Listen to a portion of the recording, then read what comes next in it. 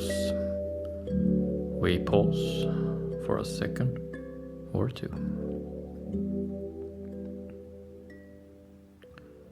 This is episode 200, Direct Democracy.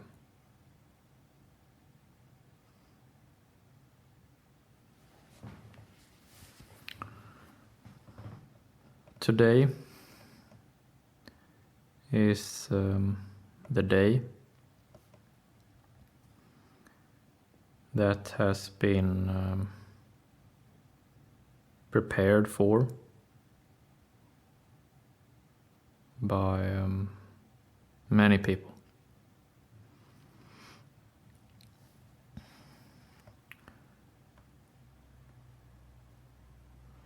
Today is the day when the American president is sworn in.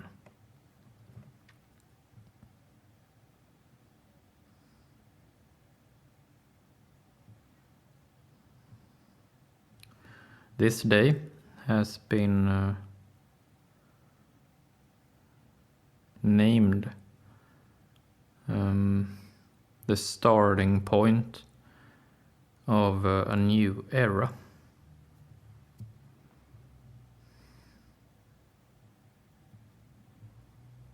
And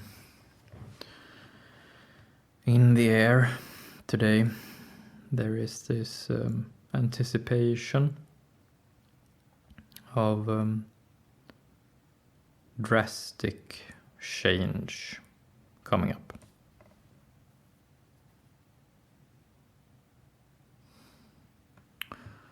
So, what we do today is what we always do when there is too much tension built up for a specific moment. We pause.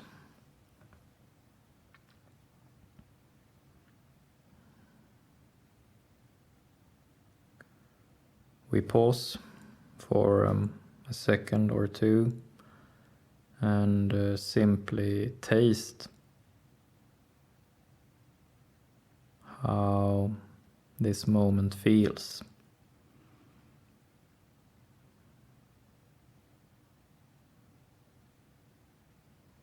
And we take the opportunity of this important day to speak about a subject that has been sort of finding its way into our reality now.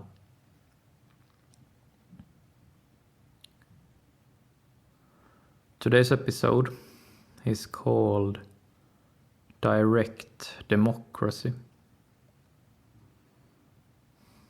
And this term is not a term that I have thought up. Many episodes have titles that I have thought up. But this term, direct democracy, is a term adopted now by some influential people.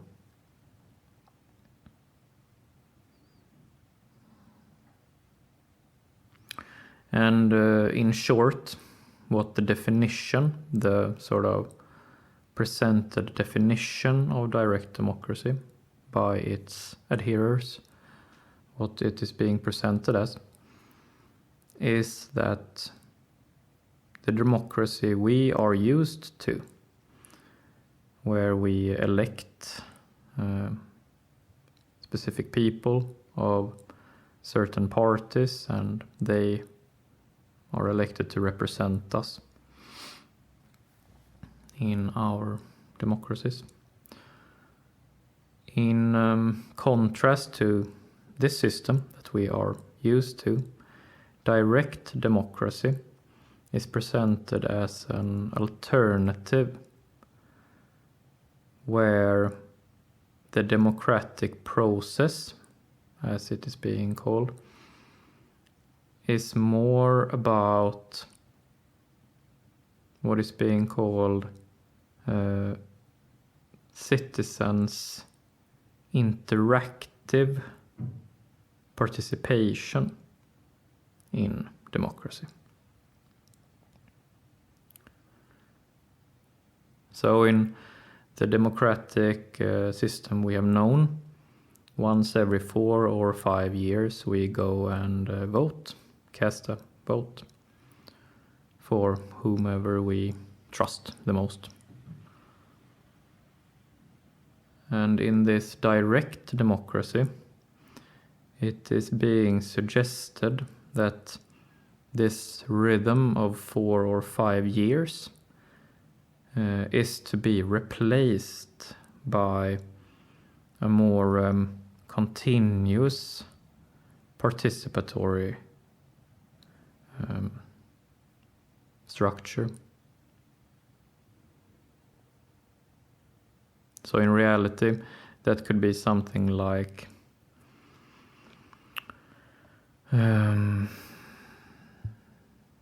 citizens partaking in digital polls and citizens being sort of passively participating in democracy by how they use the internet. And that the democratic system is sort of more reevaluating itself more frequently or in real time.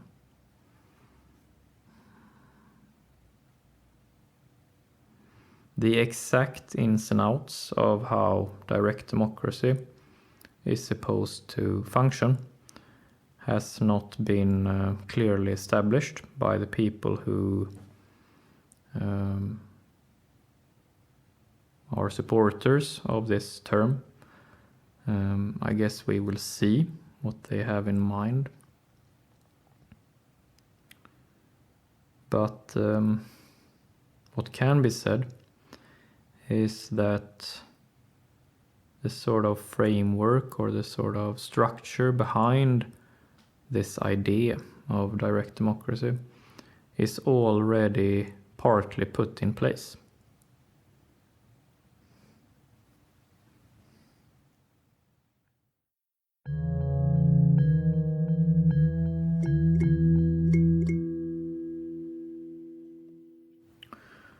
And today we talk about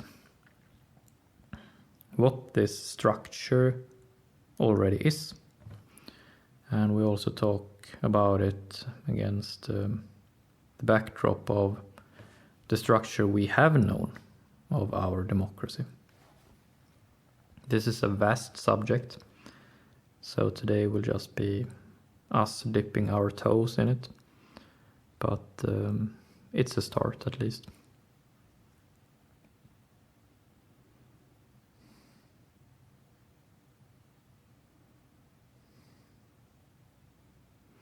So basically, democracy means that the people are participating in the sort of politics, that people are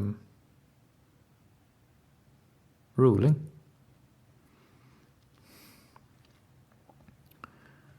However, in practice, or in real politics, as you can call it, it is very difficult or next to impossible to organize all people in an efficient way.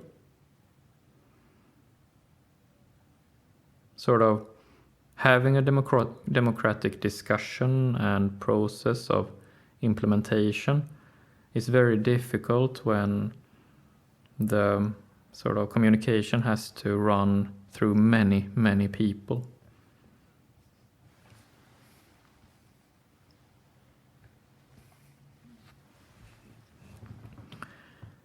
One could argue that the infrastructure of democracy is more important than the idea of democracy. So what we are talking about today, and what direct democracy is sort of challenging us with, is how to organize the infrastructure of democracy. That's what it's about. Democracy is like an ideal, and the infrastructure of democracy is how it actually falls out in practice.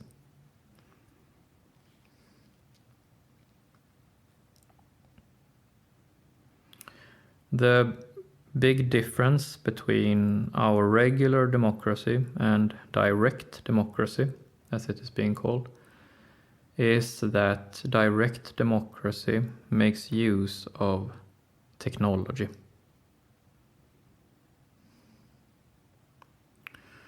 In direct democracy, we citizens participate via the internet, social media platforms, and our smartphones or computers. That is the one big difference between regular democracy and this direct democracy.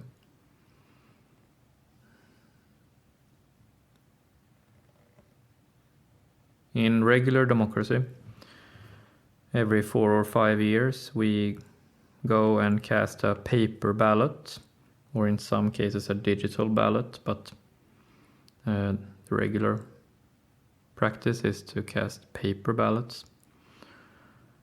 And then the people who gets most paper ballot votes are elected into a congregation of power. And then they sort of do their thing in that space, in that room.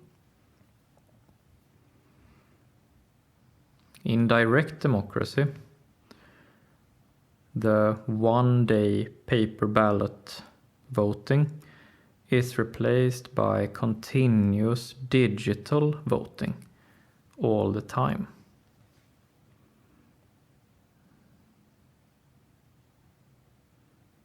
And it is now up to our speculation, imagination, and fantasy to imagine how direct democracy would sort of take shape.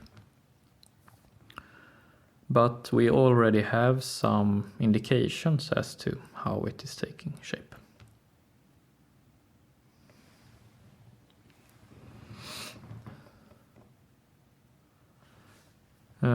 A few social media platforms already have a structure sort of implementing a kind of voting system or a kind of interactive nature already now. And we will take as our example today the platform X.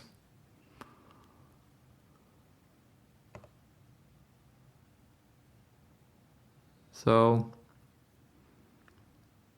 on this platform there is sort of all these sort of digital interactions going on. Endless interactions going on. And already so many people are using this platform that in the real politics of our world, this sort of accumulated interaction of all those people is becoming a real political force.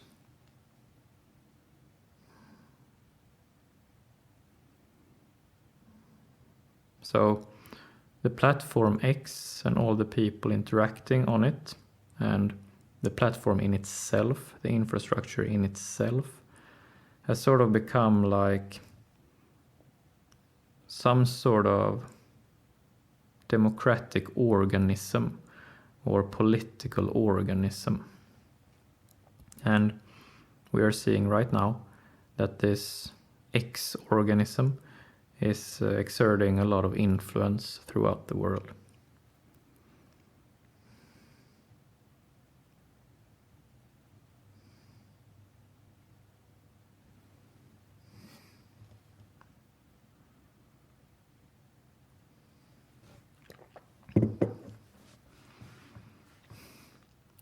So it would seem that whatever infrastructure or whatever structure that people are making use of becomes the sort of vehicle of democracy.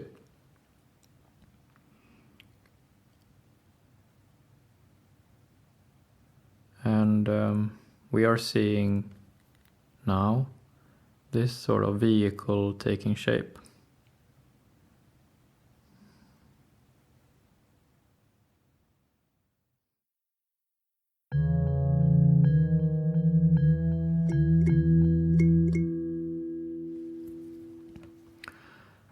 One important aspect to add in talking about this X platform that we are seeing taking shape now is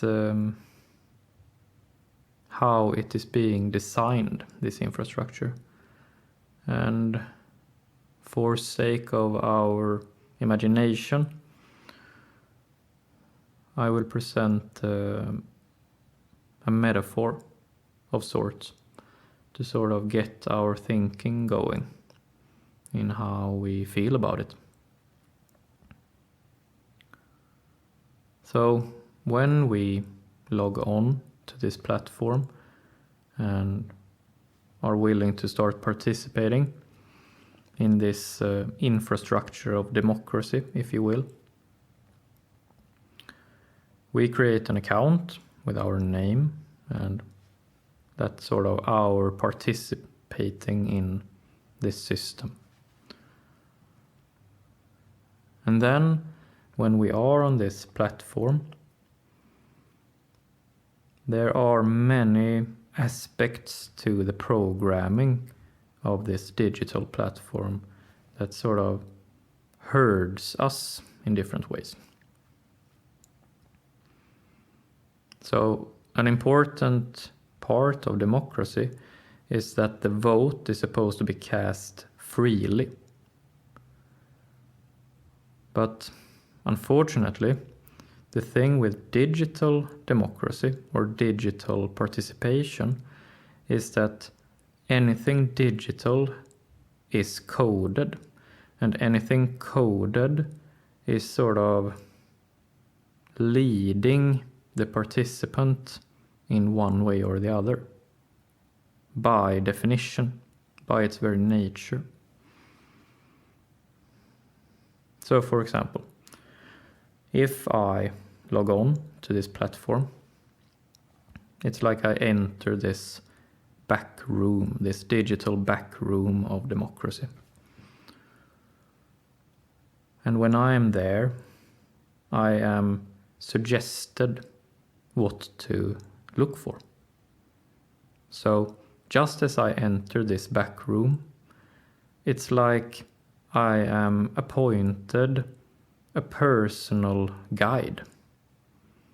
So this personal guide comes up to me and takes me under the arm and says, "Hello, Erik, let's go this way." This guide is presenting me with accounts to follow.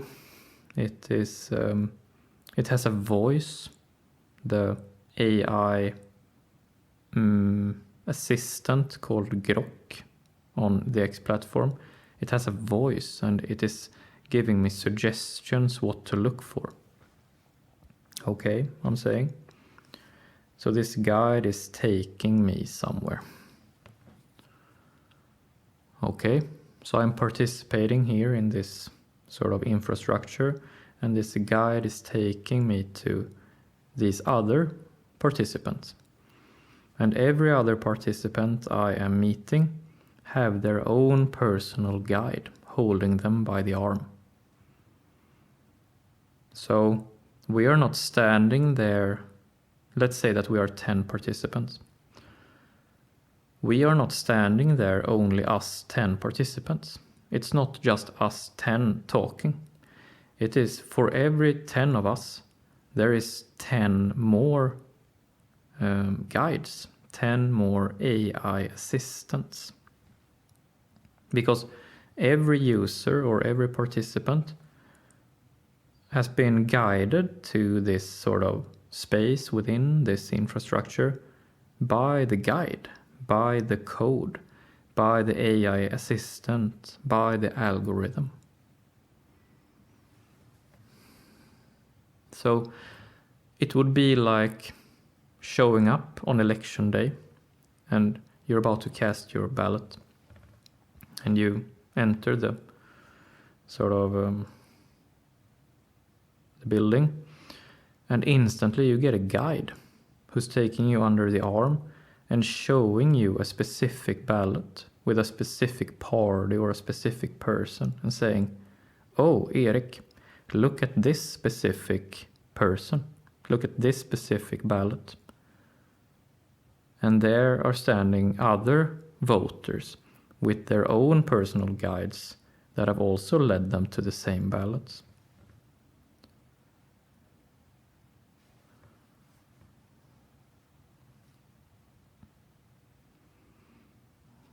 This sort of a metaphor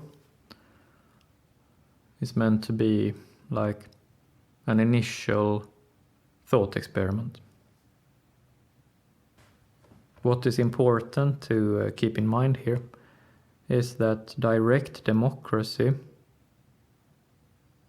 is or could be complex to sort of grasp what it is actually. And what we will see now, starting today, is how powerful forces wishes to implement this.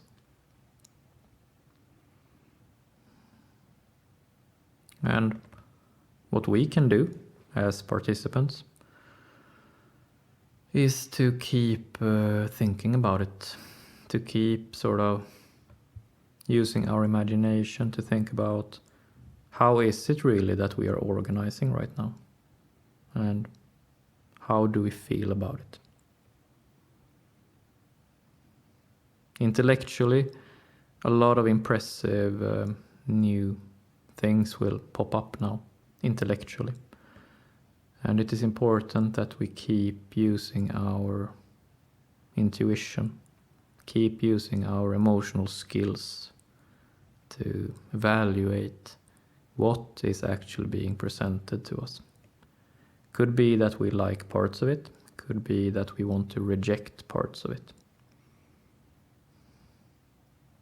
We will see.